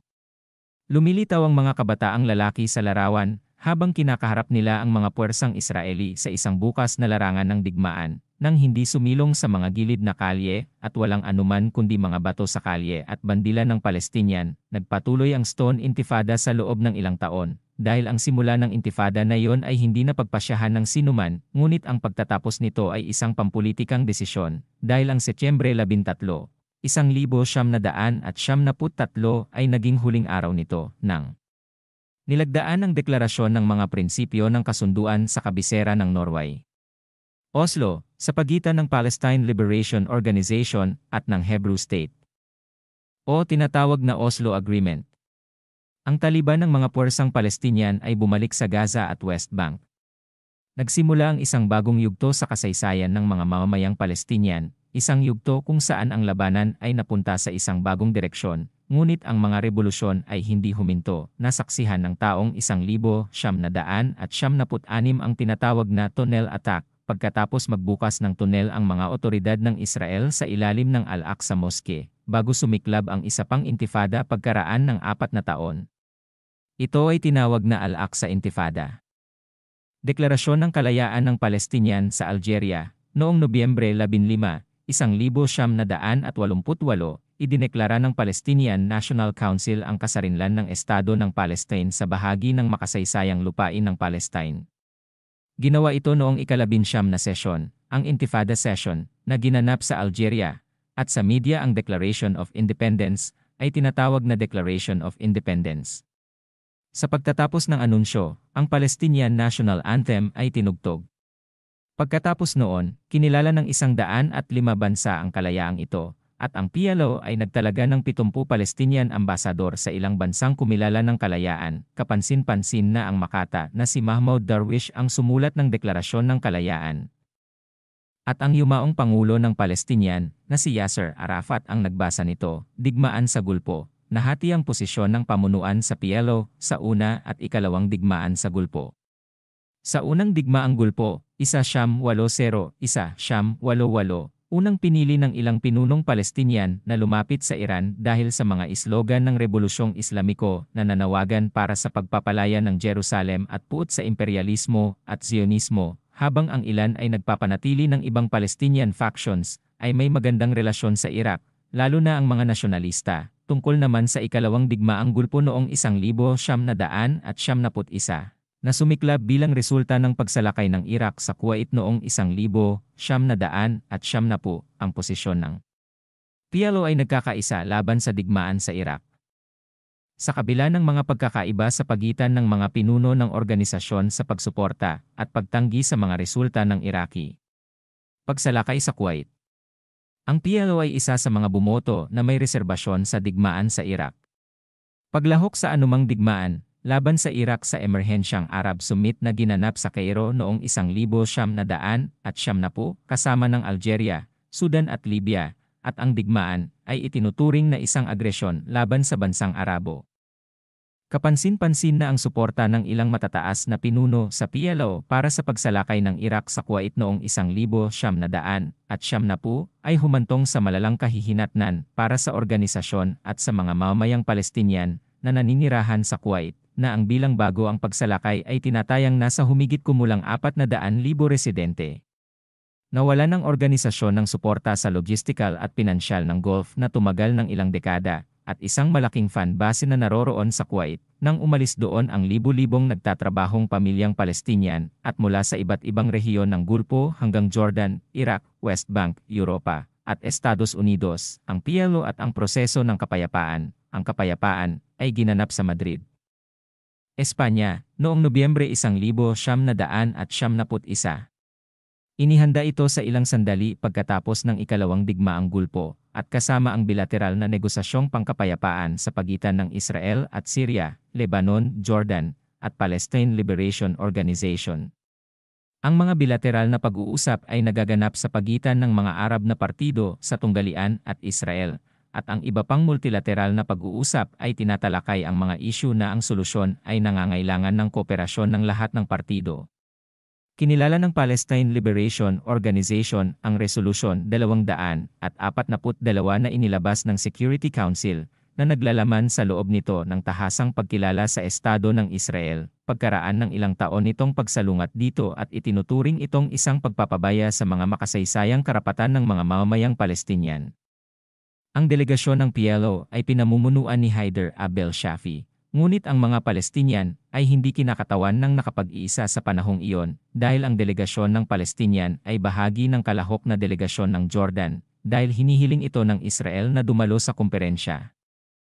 Kasunduan sa Oslo. Ang Oslo Agreement o Treaty ay isang kasunduang pangkapayapaan na nilagdaan ng Israel at ng Palestine Liberation Organization sa lungsod ng Washington, Estados Unidos ng Amerika, noong Setyembre 13, 1973. Ang kasunduan ay pinangalanan sa Norwegian na lungsod ng Oslo, kung saan ang mga lihim na pag-uusap na nagresulta sa kasunduang ito ay naganap. Ang kasunduan ay dumating pagkatapos ng mga negosasyon na nagsimula noong 1971 sa tinatawag na Madrid Conference. Sina Ahmed al-Shugairi, Said al-Sabaa, at Shafiq al-Houth ay kinikilala sa pagpapataw ng tatlong hindi, no reconciliation, no recognition, no negotiation, ay ipinataw sa mga pinunong Arabo sa Khartoum Conference noong 1967 na naging slogan para sa mahabang panahon ng salungatan sa pagitan ng mga Palestinian at Israelis hanggang sa nilagdaan ni Yasser Arafat ang 1973 Oslo Accords. Ang kasunduan ay nagsasaad ng pagtatatag ng isang Palestinian Transitional Self-Government Authority na kalaunan ay naging kilala bilang Palestinian National Authority at isang nahalal na konsehong pambatas para sa mga mamamayang Palestinian sa West Bank at Gaza Strip, para sa isang transisyonal na panahon na hindi hihigit sa 5 taon, kapalit ng pagkilala ng PLO sa Israel. Ayon sa kasunduan, ang 5 transisyonal na taon ay dapat saksihan ang mga negosasyon sa pagitan ng dalawang panig na may layuning maabot ang isang permanenteng kasunduan sa batayan ng Security Council Resolutions 242 at 338. Itinakda din ng kasunduan na sasaklawin ng mga negosasyong ito ang mga natitirang isyu, kabilang ang Jerusalem, mga refugee, mga pamayanan, kaayusan sa seguridad, mga hangganan, at mga relasyon at pakikipagtulungan sa ibang mga kapitbahay. Gayunpaman, naniniwala ang mga sumusunod sa kasunduang ito na pinahina nito ang posisyon ng Palestinian dahil marami sa pamunuan ng PLO ang sumalungat dito, lalo na dahil marami sa mga probisyon nito ay hindi ipinatupad sa lupa. Otoridad ng Palestinian, ito ay isang Palestinian self-government na produkto ng Oslo Accords sa pagitan ng Palestine Liberation Organization at Israel. Ito ay itinatag sa pamamagitan ng desisyon ng Palestinian Central Council sa sesyon nito na ginanap noong Oktubre 10, 1973 sa Tunisia.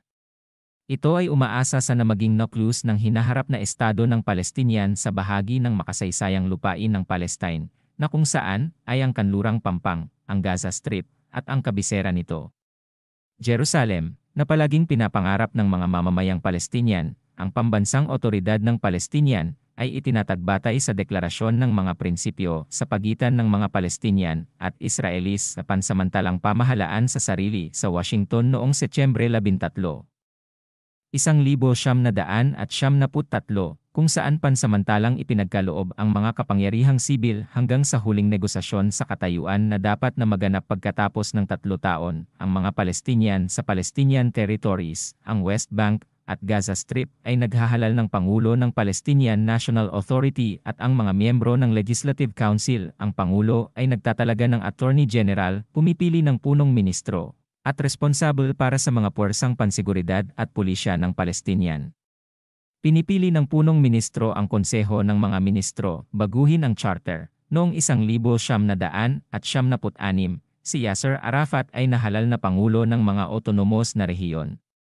Sa parehong taon, opisyal na binago ng Palestine Liberation Organization ang mga pangungusap at parirala sa charter nito na nananawagan para sa pag-aalis ng Estado ng Israel at ang pangako ni Arafat na labanan ang terorismo. Opisyal, noong Disyembre 14 na, 1,978, 12 sa 30 item ang tinanggal at 16 na naitem ang bahagyang binago, sa isang boto ng Palestinian National Council na may 2/3 mayorya ng mga upuan sa sesyon na dinaluhan ni US President Bill Clinton noon sa Gaza. Arab Peace Initiative, ito ay isang inisyatiba na inilunsad ni Haring Abdullah bin Abdulaziz, Hari ng Saudi Arabia, para sa kapayapaan sa gitnang silangan sa pagitan ng Israel at mga Palestinian. Ang layunin nito ay ang pagtatatag ng isang internasyonal na kinikilalang Estado ng Palestinian sa mga hangganan noong 1967,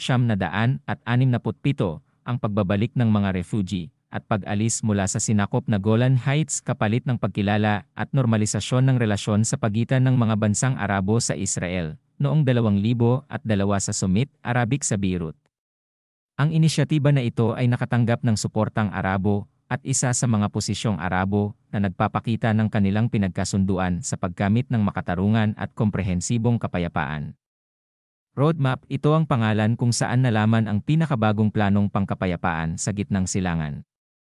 Ang plano ay inihanda ng tinatawag na International Quartet, na kinabibilangan ng United Nations, United States, European Union, at Russia, batay sa the vision of US President Bush na ipinaliwanag niya sa isang talumpati na binigkas niya noong Hunyo 24, 2002. Ang Mapa ng Daan ay nananawagan para sa pagsisimula ng mga pag-uusap upang maabot ang isang pangwakas na kasunduan sa kapayapaan sa tatlong yugto, sa pamamagitan ng pagtatatag ng isang estado ng Palestinian sa pamamagitan ng 2005. Ang Mapa ng Daan ay nag-iisip ng pagtatatag ng isang estado ng Palestinian na may pansamantalang mga hangganan sa pagtatapos ng 2004. At pagkatapos na gumawa sa isang kasunduan sa tigil putukan, ang mga Palestinian ay kailangang magtrabaho upang sugpuin ang mga ekstremista. Tulad ng para sa Israel, kakailanganin nitong umalis sa mga lungsod ng Palestinian at i-freeze ang konstruksyon ng settlement sa mga nasasakop na teritoryo. Al-Aqsa Intifada. Ang Al-Aqsa Intifada ay sumiklab noong Setyembre 2000 kasunod ng pagbisita ni Ariel Sharon na nasangkot sa ilang mga masakar laban sa mga mamamayang Palestinian na ang pinakatanyag ay ang masakar sa Sabra at Shatila noong 1982. Ang iba't ibang paksyon ng paglaban ng Palestinian ay lumahok sa Intifada at nagdulot ng masakit na tao at material na pagkalugi sa Israel. Inakusahan ng gobyerno ng Israel ang isa sa mga paksyon ng organisasyon, Fatah Movement, at ang kaakibat nitong Al-Aqsa Martyrs Brigades ng terorismo, at inilarawan ito ng Administrasyong Amerikano sa parehong bagay at inilagay ito sa listahan ng mga organisasyong terorista na kailangang labanan at lansagin. Na naglagay sa organisasyon mismo sa pagitan ng martilyo ng mga welga ng Israel at ng palihan ng panggigipit ng Amerikano, labanan ni Jenin. Ito ang pangalang ibinigay sa paglusob na isinagawa ng hukbong Israeli sa kampo ng Jenin bilang bahagi ng isang komprehensibong kampanya sa pagsalakay sa kanlurang Pampang sa panahon mula Abril 3 hanggang 12, 2002 at tumatagal ng mga 10 araw. Sinabi ng Israel na ito ay may layuning puksain ang mga armadong grupo ng Palestinian sa kampo. Ang pagsalakay ay kasunod ng isang pambobomba sa isang hotel sa lungsod ng Netanya. Mabangis na labanan ang naganap sa panahon ng pagsalakay. Ang pagsalakay ay humantong sa 52 Palestinian na pagkamatay, kabilang ang 22 sibilyan. Ayon sa Human Rights Watch, inamin ng panig ng Israel ang pagpatay sa 23 mga sundalo nito. Gaza Massacre. Ito ay isang operasyon na inilunsad ng mga puwersang pananakop ng Israel sa Gaza Strip mula noong Disyembre 27, 2008 AD. Tulad ng sinasabi nito bilang tugon sa pagpapaputok ng mga roket na kasam ng mga miyembro ng Palestinian Hamas at Islamic Jihad na organisasyon. Ang operasyong ito ay itinuturing na pinakamalaking masakar na ginawa ng hukbo ng Israel laban sa mga Palestinian mula noong digmaan noong 1967. Nagsimula ang operasyong ito noong Sabado, Disyembre 27, 2008 sa oras ng pagmamadali, at ang bilang ng mga Palestinian na nasawi sa loob ng 22 araw ay umabot sa 1,305 patay at higit sa 5,400 na sugatan, kabilang ang 46% ng mga Palestinian, mga bata at kababaihan. Mga iminungkahing solusyon sa salungatan ng Palestinian-Israeli. Ang solusyon sa dalawang estado, ang Estado ng Palestine, ay ang estado na hinihiling ng opisyal na otoridad ng Palestinian na maitatag sa bahagi ng makasaysayang lupain ng Palestine, na kung saan ay ang kanlurang Pampang at ang Gaza Strip, kung saan ang East Jerusalem bilang kabisera nito, sa tabi ng kasalukuyang estado ng Israel. Kahit na ang pagtatatag ng Estado ng Palestinian ay idineklara noong 1988 sa Algeria, ang deklarasyon ay ginawa ng unilaterally nang walang anumang praktikal na epekto sa lupa. Isang estado na solusyon. Ang isang estado na solusyon ay isang iminungkahing solusyon sa Arab-Israeli conflict, na siyang katapat ng mga pagtatangka na nakasentro sa isang dalawang estado na solusyon na sinusuportahan ng karamihan sa mga bansa. Ang mga taga-suporta ng one-state solution ay nananawagan para sa pagtatatag ng isang estado sa Israel, sa West Bank, at sa Gaza Strip upang ang mga Arab at Jewish na populasyon ay magkaroon ng pantay na pagkamamamayan at mga karapatan sa pinag-isang, binational entity. Habang ang ilan gamitin ang diskarteng ito para sa ideolohikal na mga kadahilanan, ang iba ay nakikita ito bilang ang tanging posibleng solusyon dahil sa umiiral na fait accompli the earth. Deal ng siglo, ang terminong Deal of the Century, ay isang panukalang iniharap ni US President Donald Trump para wakasan ang Israeli-Palestinian conflict dahil ang deal na ito ay naglalayong ayusin ang mga Palestinian sa labas ng sinasakop na mga teritoryo ng Palestinian at wakasan ang karapatan sa asilum. Mahal na mga kapatid sa Pilipinas, sa pagtatapos ng ibinahaging sandaling ito, nais naming idirekta ang iyong pansin sa isyu ng Palestinian, kung saan ang aming layunin ay tumutugon sa iyong mahusay na kasaysayan na naging saksi sa mahabang kolonisasyon sa kamay ng mga Espanyol, Amerikano at Hapons.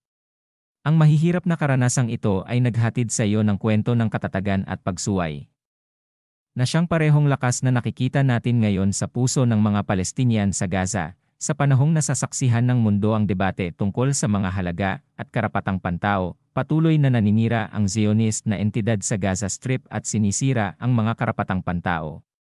Ang kawalang katarungang dinanas mo sa nakaraan ay nauulit, at ang mga mukha ng pananakop at pagkawasak ay magkatulad. Nananawagan kami sa iyo na tumayo sa tabi ng mga mamamayang Palestinian sa mga mahalagang sandali na ito, dahil ang pagkakaisa ay isang wika na naiintindihan ng mga puso sa lahat ng dako. Ikaw at ako ay bahagi ng isang tela na nag-uugnay sa mga taong nagkakaisa sa harap ng mga hamon at kawalang katarungan. Tayo ay maging isang boses na nagtataas ng slogan ng katarungan at kalayaan, upang ito ay umalinggaw sa lahat ng dako. Mula Gaza hanggang Pilipinas, lahat tayo ay isang kamay na nakatayo laban sa kawalan ng katarungan at nagsusumikap na bumuo ng isang mas makatarungan at makataong mundo. Salamat sa iyong pangunawa at pakikiisa, at manatili tayong magkasama sa paghahanap ng katotohanan at katarungan.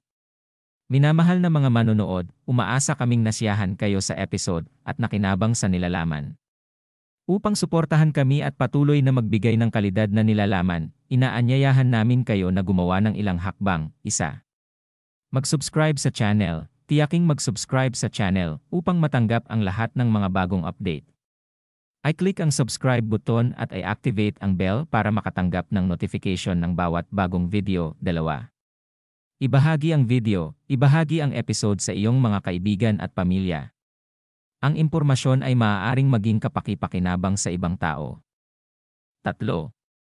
I-activate ang kampana para sa lahat, para makatanggap ng mga notification tungkol sa bawat bagong video. Tiyaking i-activate ang bell sa lahat. 4.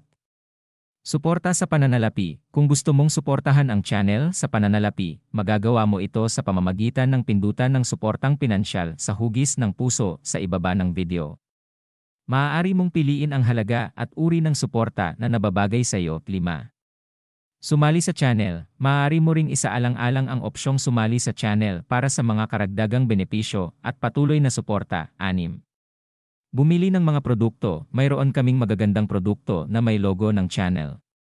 Maaari mo itong bilhin sa ibaba ng bawat video at suportahan kami. Nagpapasalamat kami sa iyong patuloy na suporta at pakikipag-ugnayan. Pinahahalagahan namin ang bawat pagsusumikap na ginagawa mo upang suportahan kami at tinitiyak na patuloy naming ibibigay ang nilalamang nararapat sa iyo. Salamat! Ipinagkatiwala ka namin sa Diyos na ang mga deposito ay hindi kailanman mawawala. Sumainyo nawa ang kapayapaan, awa, at mga pagpapala ng Diyos.